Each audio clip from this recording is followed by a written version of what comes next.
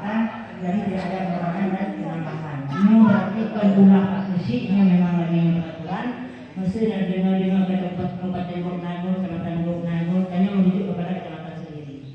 Itu banyak jenis lain dan peraturan lain.